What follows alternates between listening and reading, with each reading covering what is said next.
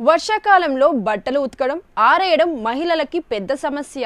ఇవి సరిగ్గా ఆరిపోక చెడు వాసనని వెదజల్లుతుంటాయి. చాలా మంది చేసేదేమీ లేక ఇలా చెడు వాసన వచ్చే దుస్తులనే వేసుకొని తిరుగుతుంటారు. అయితే ఇలాంటి బట్టలు వేసుకోవడం వల్ల ఇన్ఫెక్షన్ వచ్చే అవకాశాలు ఉన్నాయి. అయితే వర్షాకాలంలో దుస్తులను తాజాగా ఎలా ఉంచాలో తెలుసుకుందాం.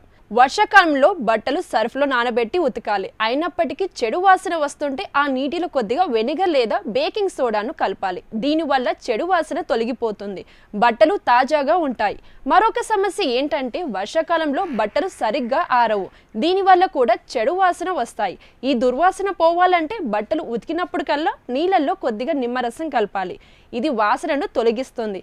వర్షాకాలంలో తడి పొడి బట్టలను ఎప్పుడు కలిపి ఉంచవద్దు. దీనివల్ల దుస్తులు దుర్వాసన వస్తాయి. వర్షాకాలంలో ఎప్పుడు తడి బట్టలని విడిగా ఆరేయాలి. దీనివల్ల దుర్వాసన రాదు.